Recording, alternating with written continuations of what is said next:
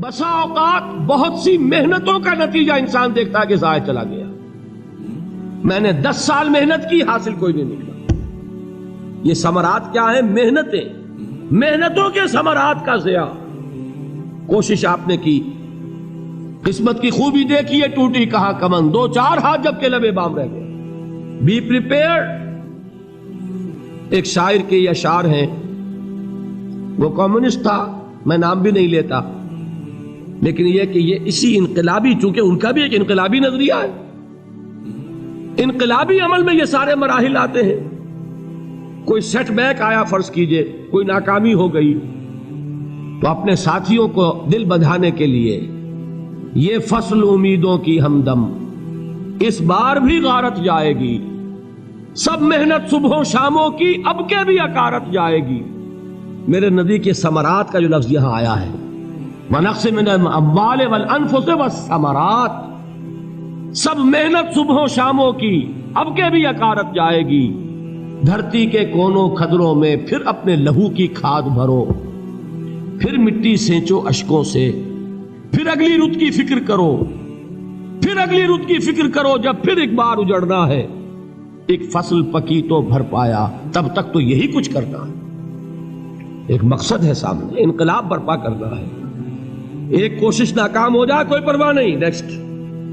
پھر تیار رہو ناکامی کے لیے. ایسا نہ ہو جو انگریزی میں کہتے ہیں hope for the best but be prepared for the worst. ایسا نہ ہو کہ دوسری مرتبہ ناکام ہو کے بددل ہو جاؤ، تمہاری ہمتیں جواب دے جائیں. نہیں، پہلے سے تیار رہو کہ دوسری مرتبہ بھی ناکامی آئے تو آئے، لیکن جب تک کہ کامیابی حاصل نہیں ہوتی ہمیں یہ کام کیے چلے جائیں. دیکھیے سیرت میں آیا کہ نہیں یہ واقعہ. بدر میں مسلمانوں کو فتح ہوئی تو احد میں زک پہنچی کہ نہیں؟ 70 صحابہ شہید ہوئے کہ نہیں؟ اگر ان کی ہمتیں جواب دے جاتی تو گاڑی کیسے چلتی آگے؟ تو فرمایا وَلَنَبْلُوَنَّكُمْ بِشَيْءٍ مِّنَ الْخَوْفِ وَالْجُوعِ وَنَقْصٍ مِّنَ الْأَمْوَالِ وَالْأَنفُسِ وَالثَّمَرَاتِ. ہم تمہیں لازم آزمائیں گے، خوف کی کیفیت سے، فقر و فاقے کی کیفیت سے، بھوک سے، جان کے نقصان سے، مال کے نقصان سے، محنتوں کے حاصل کے ضائع ہو جانے سے.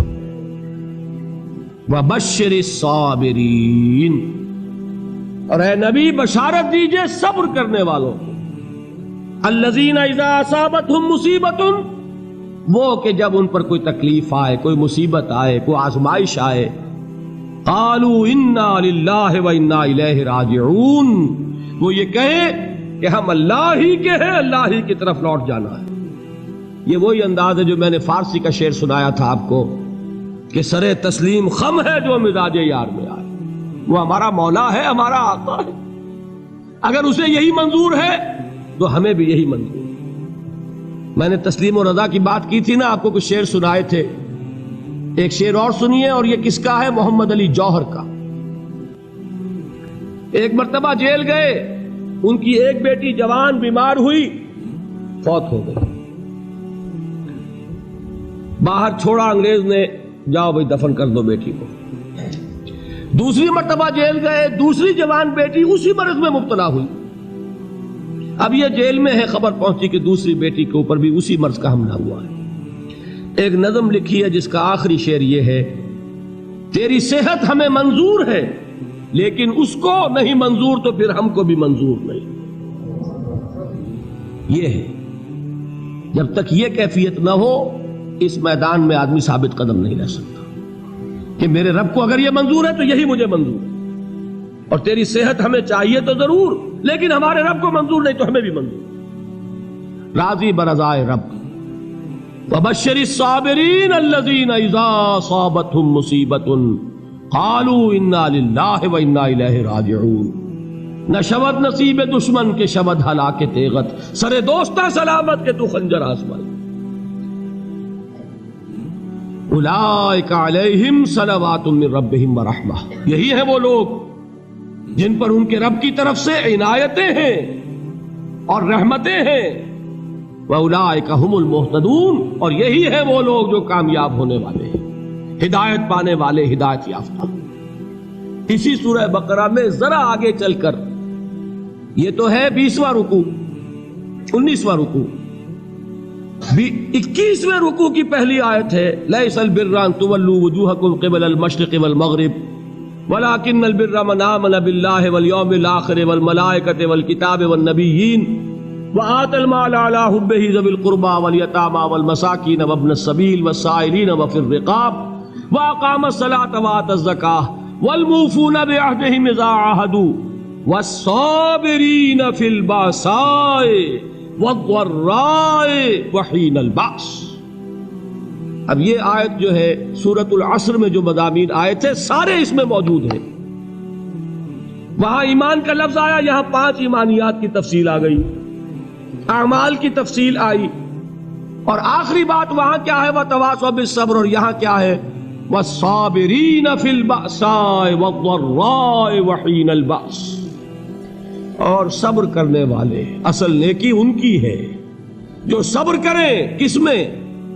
جنگ کے وقت، ذرائے، بأسائے، بأسا کہتے ہیں فقر اور فاقہ، واحد آئے گا باس تو اس کے معنی جنگ، اور باسا جمع میں آئے گا تو فاقہ، فقر، بھوک، اور ذرائے جسمانی تکلیف، ضرر، جسمانی تکلیفوں میں صبر کرنے والے، فقر اور فاقے میں صبر کرنے والے، اور جنگ کے وقت صبر کرنے والے، اولئک الذین صدقوا واولئک هم المتقون، یہ ہیں وہ لوگ جو صبر کرنے والے ہیں، یہ ہیں جو سچے ہیں، جو اپنے دعوے میں نیکی کے اور ایمان کے صادق ہیں، اور یہی وہ لوگ ہیں جو متقی۔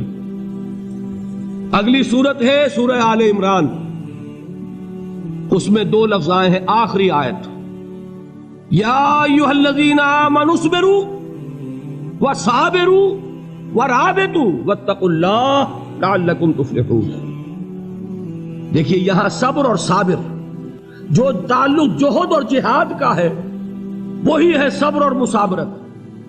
صبر ایک طرفہ عمل ہے، آپ جھیل رہے ہیں، برداشت کر رہے ہیں، صبر علی المعصیہ، صبر علی الطاعہ، صبر علی الابتلاء، یہ سب کیا ہے؟ صبر۔